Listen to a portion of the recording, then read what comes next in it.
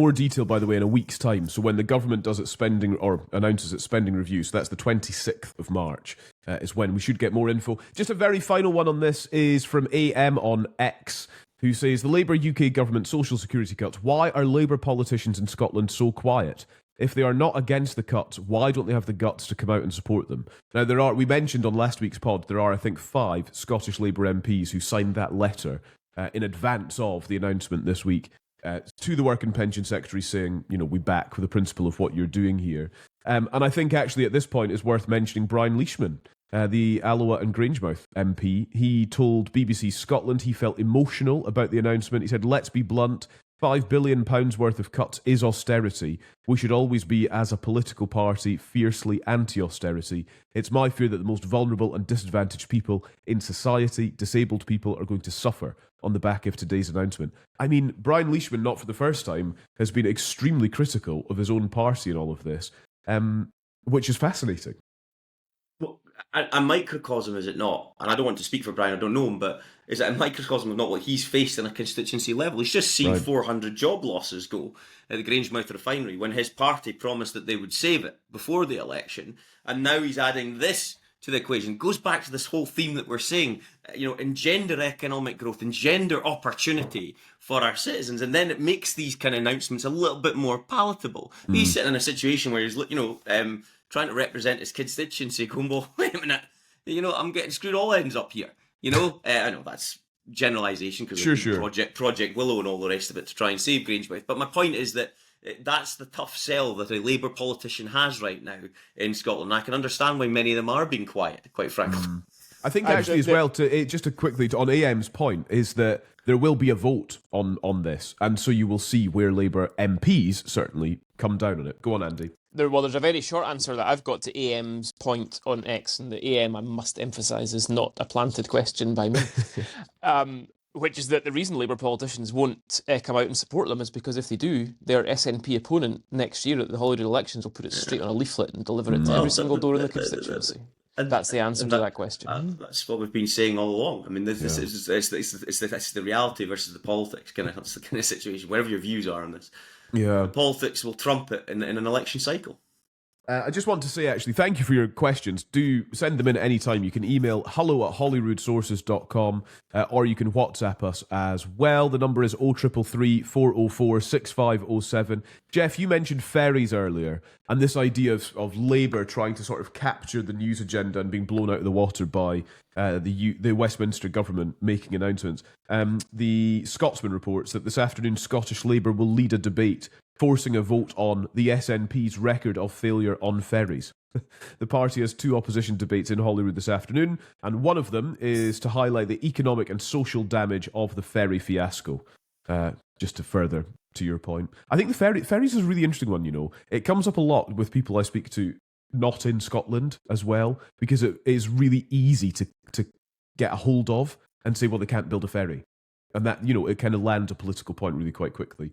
Anyway, just thought I'd mention that's coming this afternoon. Right, let's go on. Michael Matheson, the MSP for Falkirk West, has announced he will not be seeking re-election next year. He resigned as Health Secretary in February last year after questions were raised about £11,000 of data roaming on his parliamentary iPad. In any case, more than 20 SNP MSPs, including Nicola Sturgeon, Humza Yousaf, the Rural Affairs Secretary Mary Gudgeon, Finance Secretary Shona Robson, Transport Secretary Fiona Hislop have all announced their plans to stand down in 2026. And we want to consider who might replace them. Who might replace these people? And actually, there's been a bit of a tally kept on who the candidates are to become MSPs. And I mean, these numbers might obviously have changed by the time you're listening to this. But so far, in terms of candidates, of 151 people, 65 are councillors, 13 are activists, 18 are former MPs, 38 will be returning MSPs, 3 are currently MPs, 2 are special advisors, 2 are coming from the private sector, 2 are coming from the public sector, and then there are 8 that don't fit into any of those categories as well. Andy, your reaction to those numbers, which, as I say, may need a bit of tweaking given how people are coming and going in all of this, but that's how things stood at least a couple of days ago. Well, I think that privately the SNP leadership will be very worried about those numbers. And it's not to denigrate anybody who's there or who's coming in from local government, because a lot of councillors have gone on to become very good MPs and MSPs, and it's quite possible that some of these 65 will be in that. But I think the real worry in those numbers, out of 150, you're looking at 2 from the private sector and 2 from the public sector. That's doctors, that's teachers, that's people who run businesses, that's people who currently work in private sector operations. Those are the people who are most likely to bring the ideas, to bring the innovation, to bring experiences to politics and to government that politics and government in Scotland badly needs. And it's pretty clear that they're not coming in any kind of numbers at all. But frankly, why would they? Why would you want to be an MSP? The risk reward is simply not there for this job. I wouldn't do it. But why can't a councillor deliver those things? Why Well, they don't? can. No, they can. Yeah. I mean, and some of them may. I mean, as I said, some councillors, I'm not sure how much single counting there is here. Perhaps there are some councillors in that list who also do a job in the private sector or whatever it might be. So there will be, and there have been examples where councillors can bring a lot of really good experience, particularly in areas like housing and schooling and so on, because they might have experience of it. But, it's not exactly a varied list. It was very, very heavily skewed towards councillors. And as I say, that's not necessarily a bad thing, but I would like... ultimately, I think what we need in Scotland, in our parliament, is to have more people who have more varied experience of the world of work. And with only 2 from the public sector and 2 from the private sector, I don't think we're getting that in this list here. Yeah, I think that just to hammer that point, it's really important that we don't suggest that because you come through the party ranks that you're not capable, because you can be. Very capable, and then I'll talk about my personal experience in a second. And I'd like to think I was capable. Many people would disagree, including that chap who said, "Why the hell are you giving these guys a platform?" You're not one of the private sector candidates, are you, Geoff? You're not one of those two. No, I'm not. Just checking. And also the point about councillors. So a lot of councillors do have hinterlands or existing involvement in the private and public sector. So that's not an issue in that sense. It's just that there's just so many that it's unlikely that that's the case when you look at these numbers. And I do think about my personal experience, right? I fell into post-university, straight into working at Westminster, got promoted to the leadership team before the 2007 election, found myself as a special advisor and then chief of staff. I was then offered a couple of seats in and around Scotland to stand for them, to at least go for them. And I couldn't think of anything worse. And I'd always wanted to get some experience beyond politics and into the private sector. But what I reflect is those 7 years that I worked at Aberdein Asset Management, which at the time was one of the world's largest fund managers, operating in 50 jurisdictions around the world. And I got this amazing experience. And I just wish sometimes that it happened the other way around. I'd had that experience and then went into politics. Because I do view things slightly differently, particularly on the economy, particularly on business. I think I fundamentally still align with a lot of what Alex Salmond used to say about the economy, because he had that hinterland as well. But I just feel that's been lost a lot in our politics. And, I know we're going to go on and talk a bit about energy. There's a great example of that right now going on in our country. And so I just feel that I'd like to see more people that say, do you know what, I've done my bit in the private sector, I've made a bit of cash, and I want to give my learnings and experience to our political discourse. We're just not got that connection. And, we're talking about the SNP here. Let's be clear, it'll be very similar across all the parties. I've got no doubt they'll be struggling to get candidates. We're not attracting enough people into the front line. And I would say that's the same at Westminster as well, from different hinterlands. And I think that's really, really a sad thing to see. Yeah. Has it always been like this? Is there a sort of institutional problem with getting a variety of people in? I think it's always been like this to a degree, but my view would be that it's getting more difficult to attract people who have a good job outside of the bubble. Because I think they look at politics, they look at the strains that happen, look at the stresses and strains of being an MSP, they understand the abuse that MSPs get, particularly online, the impact it has on their families, the long hours. Don't forget, listeners need to understand that you may denigrate your local MSP and think they're useless, but they're working 80 hours a week.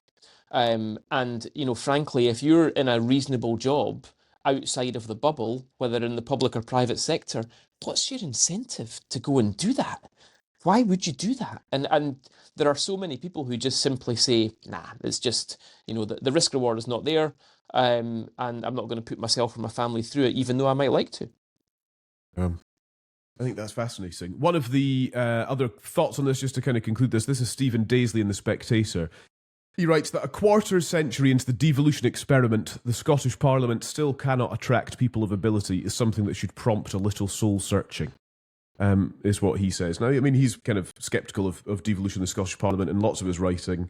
I do just wonder how you change it.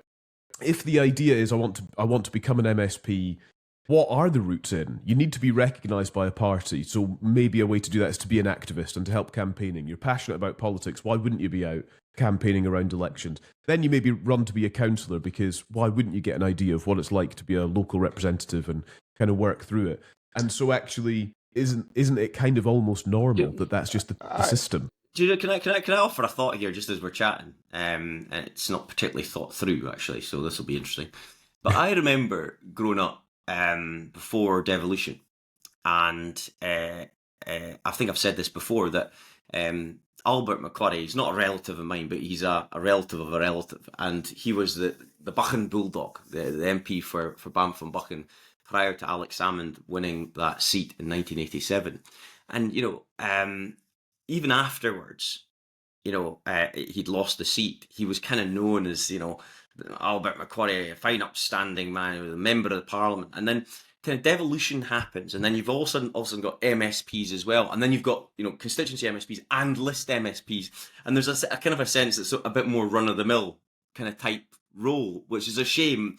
And I think there is an element of trying to really highlight how being an MSP is a very big responsibility and something that should be taken seriously. And I feel that this, because there's so many of them in a sense now, that it feels a bit less of a grand role in terms of its perception. And so likewise, the byproduct of that is people think, well, it's not really for me. There's so many of them. It's not that kind of, there's not that uniqueness to it. God, there's me arguing for the union in a roundabout way.